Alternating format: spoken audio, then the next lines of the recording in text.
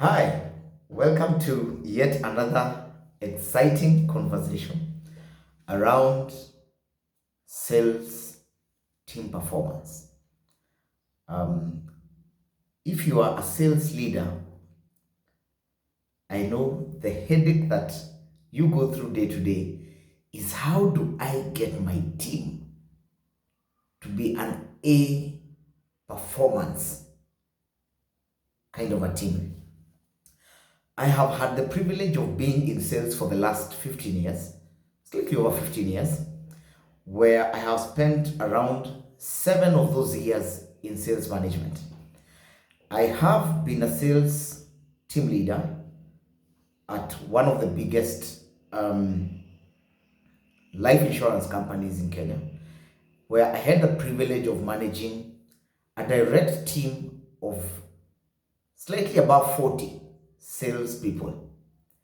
And so, as a sales team leader, I know the pain that you go through, more so when you are starting off to building a team. I know the pressure because you are expected to perform, yet you do not have the capacity to perform. So today we are going to look at what are those things that you can do to help you from the very word go, from the earliest point in time, create a team that will pay you and that a team that you will actually leverage on now and into the future.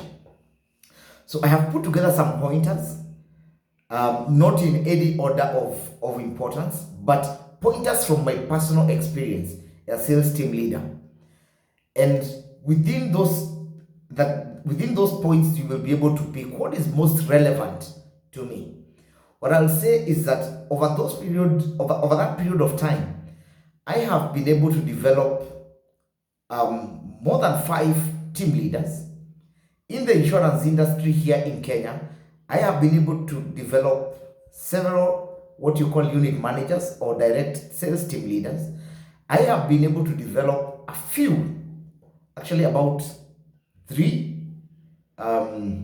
branch managers, and I've also been able to develop a regional manager in one of the insurance companies today. So what I am therefore going to be sharing today are experiences that I have used and have worked, and I believe that if you employ them, they are going to be of benefit to you and are actually things that would help you move your sales business to the next level. So the first thing that as a sales team leader you must be deliberate about is attracting the right kind of people. Now, as a sales team leader, you do not want people who do not understand the business that you are in, or who will take too long a time to actually gel or to buy in or to believe in the industry and in the products that you sell. So you have to be able to select the right caliber of people that will actually come and buy into the vision of the leader. So as a leader, you have to first of all agree within yourself that you are a leader, and then subsequently now go out and attract those kind of people that will have the same drive, enthusiasm, purpose, and vision that will steer you to the next level. The second thing that you have to do as you attract those kind of people is that you must have the basic minimum standards of the people that you want to bring on board. This could be probably the level of motivation, their attitude, their skills, their levels of education, or a certain geographical area, limitation to a certain geographical area. Why that is important is that as a sales team leader, you do not want to deal with so many different kind of people, whereas you are at the very early stages of building a team. That will diffuse or that will dilute your efforts so much that you will not be able to achieve the growth that you seek in the shortest time possible. So set a standard. For example, I always like to say that my salespeople that I have brought on board, we had a standard on dressing. So if you would not dress in a certain way, suit and tie for me, it was a no engagement from there. If you're not in a suit and tie, please let's not engage, because there is a standard that I personally set, and that standard can only be set by you as a sales team leader right from the word go, and then build it as a culture.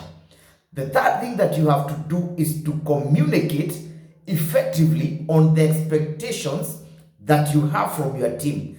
Be very clear from the word go with the people that you're bringing on board on what the end goal about your team is. That by the time they come in, they are not coming to try. They are coming into a system where they have fully been communicated to about their expectation. Some people I have recruited in sales, but yet you find they later on, when I tell them what is the expected work, what's the expected input, what's the expected behavior, they tell me, no, I was not interested in a sales job. I was interested in probably a customer service job. I was interested in a training job. I was interested in a different kind of job, and not what you have signed me up for. And at that point, it is okay to actually part ways, because if you do not communicate that, then early enough, you will walk a very long distance together just to realize you are walking with the wrong person. So you will then need to, that person will have to come back to the right junction for them to actually get the right route where they were going to. In the process, as a sales team leader, you have wasted a lot of your time and your effort. And I'm sure if you have been in the business of building salespeople, you know how draining and how time consuming and how even financial straining it can be to develop a salesperson to that level that you want them to be. The fourth thing that you need to be deliberate on is to equip the salespeople to attain the level of performance that you expect them to be. This is where we talk about training. This is where we talk about impacting the right skills. This is where we talk about availing material that helps your salespeople become those kind of people that are able then to perform at that level that you expect for them to perform. So if you do not equip them, then you will basically be doing zero work. Because when you send out salespeople that do not understand, do not know, do not understand the product, do not comprehend the industry, then these are the same salespeople that do you a very big disservice, number one, to you as a leader, number two, to the company that they are working for, and number three, to the industry at large. For example, the insurance industry is one industry where novice salespeople have been key towards messing up the brands that are in that industry and also the industry at large. Why? Because they will give the wrong information, and when the customer knows that the information they got from the word go was not the right information, somebody will definitely come back with a lot of pain and anger. And remember, they say a happy client will tell 3, an unhappy client will tell 30.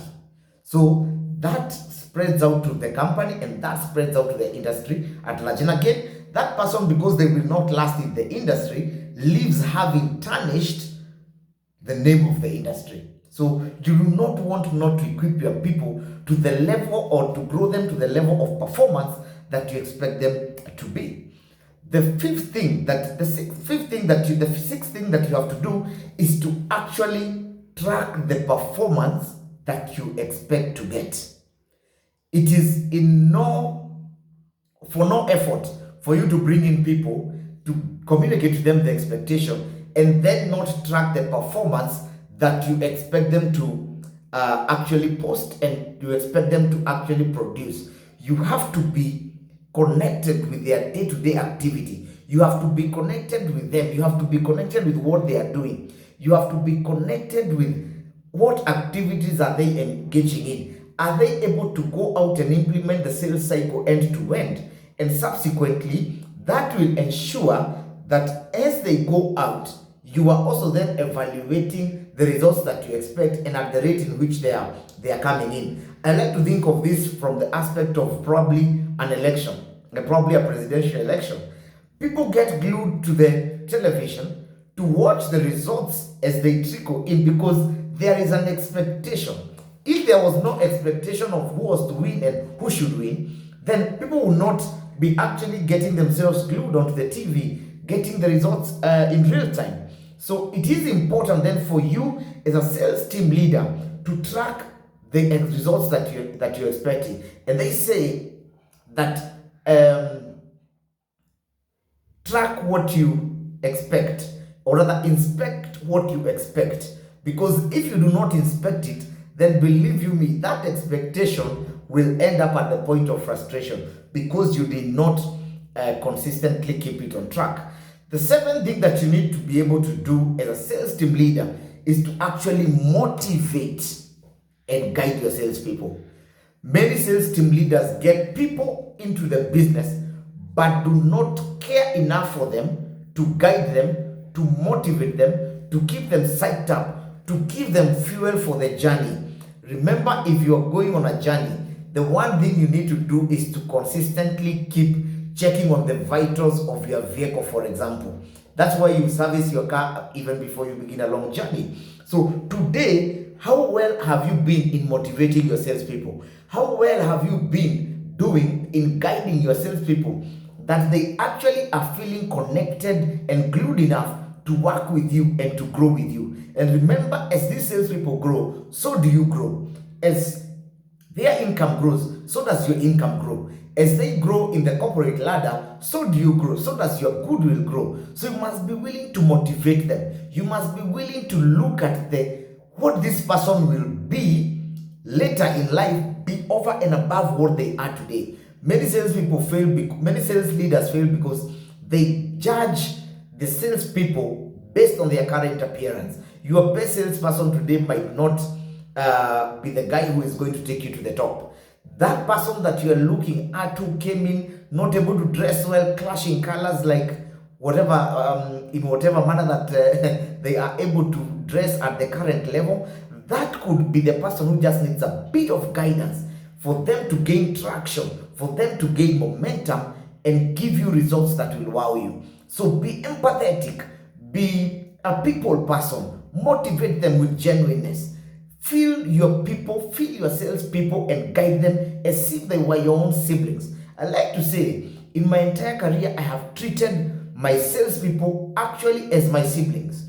Why? Because I also do not know on whose hands my own siblings will land. And I would want them treated the same way as if today I am treating another salesperson who God has given me the chance to manage and to guide and to mold to the excellence that they can achieve in this business. So it is important that we motivate these people and grow them. The eighth factor that you have to be keen on is to appreciate performance. As a team leader, you will not grow your salespeople until the day you learn how to appreciate them, even for the small things. Appreciate them even when it is not business. Appreciate a salesperson who comes in with a new tie. Appreciate a salesperson who's not been polishing his shoe, but one morning comes with his shoe polished. Appreciate somebody who comes with a tie that has now, a shirt that has now been ironed, well before he did not have an iron box to iron his shirt. Appreciate the small things. Appreciate that small sale that you will probably call a small fish, because this is the same person who, if you motivate them well, if you encourage them, if you push them up based on this small performance, they are the same people who are going to bring you a shark in terms of performance. So it's important as a sales team leader that you appreciate the very small things that happen. Somebody has been able to do something. I remember one time when I was relatively a new salesperson, my branch manager then gave me some, I think 1,000 or 2,000 shillings, simply because that week I had sent him a quote that he felt was a very nice quote. I sent him a quote saying, "It is not the size of a dog that matters, but rather it is the size of the fight in the dog." And that award, he awarded me an amount of, should be 1,000 shillings. And that kept me motivated as a new salesperson. I felt appreciated. I felt that this is a place that I can belong. So for you today, are you encouraging, are you growing your salespeople to the next level through appreciating them and sharing them up as they grow in the field? The next thing is that you have to be able to mentor somebody who will become better than you. As a sales team leader, The day you have grown a team, the day you have grown an organization, the day you have grown, your team is at a level where it has got significance, performance, and you are not one of the top, and you are actually not the top performer in that business unit, then you know you are doing well.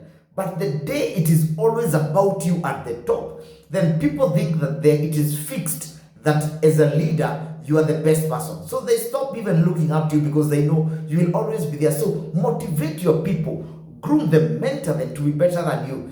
Some of the people that I trained became more senior in other organizations before myself, and that was very okay. They would call me and still ask me for guidance, and to date they still have a lot of goodwill with me, that some of them still call me to ask me, Peter, I'm facing a challenge. How would I do this? How can I handle this? So as a sales team leader, mentor people. You will not move to the next level before there is somebody who you have grown strong enough, steady enough to actually sit at the seat that you're sitting. That means for now, it has now come for time for you to actually move to the next level. The other important factor for you to put into place is to learn to be a good listener. Listen to people. Do not be solid. Do not be a rock that cannot, do not be something that does not absorb what is in an environment that you think you are full enough to actually sustain your business. Listen to your salespeople. Your salespeople are smart. Your salespeople are the people who will actually move you to the next level. Listen to them. Some of them will challenge you. Some of them will give you ideas. And when they challenge you, never ever get to a point of being intimidated. You need to understand that this is a person that I can grow to the next level. This is a person that I can move to the next level. I remember at one point in time, one of my sales leaders or my sales leaders actually did a negative comment about me when somebody had said, why don't we promote Peter into management? And he said, no, this guy is too young. And then of course, then you are in high school, in college, he's so full of himself, and that's what the sales leader was saying. But I remember I later on got promoted, and the same leader gave a funny comment. And at one point I remember my performance after about 2 or 3 years, my performance versus his team leaders, mine was actually, it's only one of the team leaders in his branch that was beating me. So what do I mean when I say this? Listen, salespeople have something in them. The team that you are leading is composed of smart people. Can you listen? Can you get their ideas? Can you implement some of them? Can you challenge them based on the information that they give you? And then it will come back to you, and you will actually be able to better your career and your performance. And lastly, is be genuine about the well-being of your salespeople. You will not go anywhere unless the intentions of your heart as a sales team leader are pure and they are meant to grow your salespeople. People pick what is not genuine. You can put a smile on your face, but if it is for face value, believe you me, they will pick it and they will differentiate it from the intentions of your heart. So as a team leader, be genuine. Communicate that you care about your people, not only by words, but even by the actions and the intentions of your heart. What that will do for you is that people will start opening up to you. People will connect with you. People will believe you. People will know you are a leader that will lead them, that will guide them to where they are wanting to be taken to. Remember, if you were in a matatu and you realize that the driver was not going the direction that you're going, the most natural thing is that you'll complain and alight. The same thing today.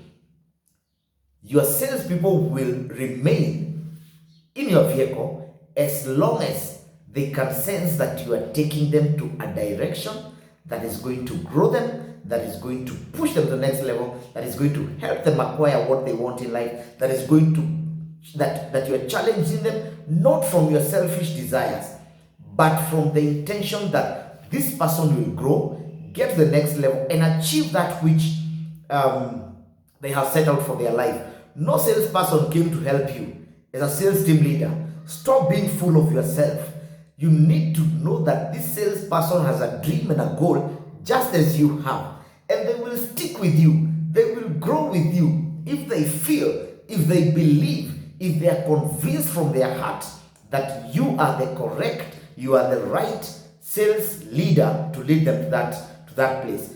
It will actually be very easy for you to actually give them guidance. It will actually be very easy for you to challenge them because they will know it is coming from your heart. They'll actually look up to you as a father figure or as a mother figure for that reason, and actually will trust you, and therefore they will go out and work.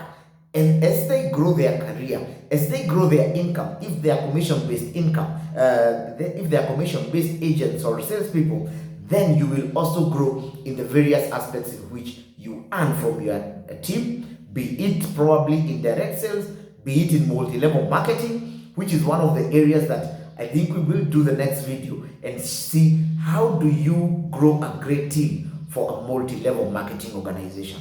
So mine is to wish you the very best as a sales team leader, but remember, this business, the team that you are leading, is not about you. It is about what the people that you are leading will actually be able to achieve. Thank you very much.